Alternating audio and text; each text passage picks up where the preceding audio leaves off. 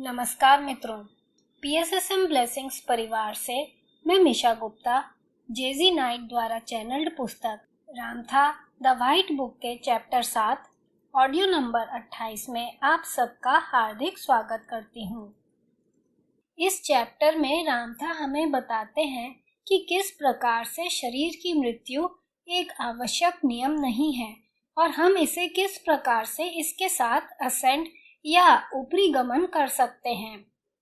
Chapter की शुरुआत में एक छात्रा रामथा से पूछती है, मुझे हाल ही में पता चला कि मैं एक बच्चे को जन्म देने वाली हूँ और मैं सबसे पहले यह जानना चाहूंगी कि ऐसा क्यों है कि इस बच्चे ने मेरे पास आना चुना और हम अपने माता पिता को कैसे चुनते हैं। इस पर रामथा उस छात्रा को समझाते हुए कहते हैं, कई कारण हैं, कई उत्तर हैं, किंतु वे सभी जो इस धरातल को छोड़कर जा चुके हैं और इस तल पर वापस आना चाहते हैं, बच्चों को जन्म देने वाली इकाइयों की प्रतीक्षा कर रहे हैं। जिन लोगों ने पिछले जीवन में संतान उत्पन्न की है, उनके जीवन के आनुवांशिक स्वरूप हमेशा होते हैं, जिन्हें आप माता पिता कहते हैं, जिनके माध्यम से वे वापस लौट सकते हैं। अधिकांश ऐसे माता पिता को चुनेंगे जो उनसे परिचित हों, ऐसी इकाइयां जो अन्य जन्मों में उनके बच्चे रही हों या माता पिता हों। फिर भी ऐसी आत्माएं हैं जो ऐसे माता पिता को चुनती हैं जिन्हें वे नहीं जानती हैं, केवल इसलिए क्योंकि वे इस तल पर व्यक्त करने के लिए एक माध्यम प्रदान करते हैं। कुछ लोगों के लिए जब वे वापस लौटने की इच्छा रखते हैं तो उनके पास आने के लिए अक्सर कोई वाहन या जिसे आप शरीर कहते हैं वह नहीं होता है और उनके लिए उपयुक्त कोई उपलब्ध अवतार पाने से पहले उन्हें सैकड़ों वर्षों तक प्रतीक्षा करनी पड़ सकती है। वास्तव में कोई भी किसी की माता या पिता नहीं है। सभी ईश्वर कहे जाने वाले जीवन के उस माता या पिता के पुत्र और पुत्रियां हैं। यहाँ सभी एक दूसरे के भाई बहन हैं, एक दूसरे के भ्रातृजन हैं। आपके बच्चे और आपके माता पिता वास्तव में आपके भाई बहन हैं और ईश्वर के मन का एक समान भाग है। प्रत्येक आत्मा यहाँ आने से पहले जानती है कि वह भव्य सुंदरता या अमीर इकाई या अति दुखी कंगाल बनकर वापस नहीं आ रही है। वह यहाँ रहना चाहती है और इस तल पर भावनात्मकता सीखने में उद्यमशील होना चाहती है, भावनात्मक समझ प्राप्त करना चाहती है, जिसे वह अपने अस्तित्व के भीतर परिपूर्ण करना चाहती है। यह आपके जीवन के अनुभवों का सच्चा खजाना है, चाहे यहाँ या अन्य तलों या आयामों पर, क्योंकि यही एकमात्र चीज है जो अनंत काल तक आपके साथ रहती है। जिस आत्मा ने आपको चुना है मास्टर, उसे आपके पिता के पिता का पिता कहा जाता है। यह उस वंश के माध्यम से लौट रहा है जिसे उसने एक शताब्दी पहले इसे आरंभ किया था।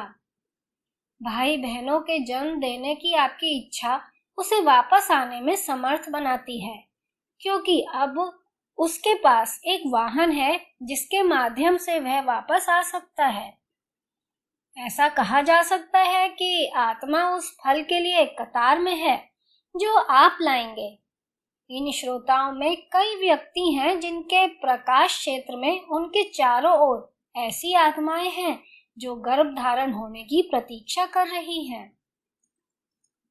छात्रा, क्या इसका मतलब यह है कि अगर यह मेरे पिता के पिता का पिता है तो यह एक लड़का है?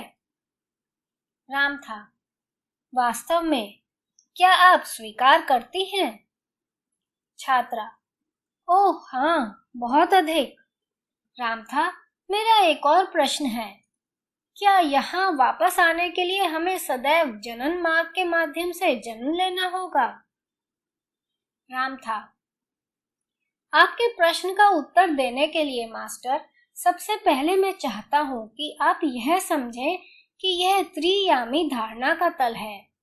यह वह तल है जहाँ विचार त्रियामी रूप में दिखाई देता है, जिसे पदार्थ कहा जाता है। यह तल पदार्थ का घनत्व है, क्योंकि विचार को प्रकाश नामक एक कंपन आवृत्ति में विस्तारित किया गया है, जो फिर अपनी कंपन आवृत्ति यानी फ्रीक्वेंसी में धीमा होकर स्थिर विद्युत यानी इलेक्ट्रॉन बन गया है और स्थिर विद्युत से संग्रहित पदार्थ बन गया है और संग्रहित पदार्थ से इस तल की ठोसता बन गया है। इस तल का पदार्थ इस प्रकार प्रकाश है, जिसे इसकी कंपन आवृत्ति में धीमा कर दिया गया है और इसे इसके घने रूप में ले जाया गया है। यहाँ पर वस्तु का घनत्व समान होने के लिए हर वस्तु को समान आवृत्ति पर कंपन करना होगा। इस प्रकार आपका शरीर उसी कुर्सी की आवृत्ति पर कंपन कर रहा है जिस पर आप बैठे हैं। यह तल आपके लिए अस्तित्व में है, क्योंकि आपके शरीर की इंद्रियों को प्रकाश की सबसे धीमी आवृत्तियों, जिसे पदार्थ कहा जाता है, को समझने के लिए इसकी रचना की गई है। क्योंकि आप अपने तत्व में एक प्रकाश ऊर्जा हैं, जो पदार्थ के घनत्व की तुलना में अधिक कंपन आवृत्ति वाली है। यदि आपके पास पदार्थ का अवतार या शरीर नहीं होता, तो आप इस स्तर के पदार्थ से होकर निकल जाते। इस प्रकार शरीर वह है जो आपको अपने घनत्व और इंद्रियों के माध्यम से इस तल के पदार्थ को देखने और अनुभव करने और उसके साथ बातचीत करने की अनुमति देता है। इसलिए यदि आप इस आवृत्ति का भाग बनना चाहते हैं, तो आपको इसमें निवास करना होगा और एक व्यक्त शरीर का भाग बनना होगा। अवतार पाने का एक तरीका जनन मार्ग के माध्यम से जन्म लेना है। इस स्तर का अनुभव करने के लिए शरीर रखने का एकमात्र अन्य तरीका जनन मार्ग के माध्यम से जन्म लेना है। स्वयं की अखंडता को पूरी तरह से बनाए रखना है और मस्तिष्क नामक अंग की संपूर्णता को सक्रिय करना है। एक बार जब आप अपने मस्तिष्क की क्षमता को पूर्ण उपयोग के लिए खोल देते हैं, तो आप अपनी इच्छा अनुसार शरीर को अपनी कंपन आवृत्ति को उस बिंदु तक बढ़ाने का आदेश दे सकते हैं जहां यह पदार्थ की आवृत्ति स्तर से बाहर और प्रकाश की कंपन आवृत्ति में चला जाता है। उसे ही ऊपरी गमन कहते हैं। ऊपरी गमन बस आपके संपूर्ण अस्तित्व को आपकी स्वीकृत चेतना के दूसरे आयाम में ले जाने का साधन है। मृत्यु निश्चित रूप से वहां पहुंचने का एक तरीका है, लेकिन इसका मतलब है कि अवतार की संरचना की आयु होना और क्षय होना और आगे अस्तित्व में नहीं रहना, तब आप अवतार रहित हैं।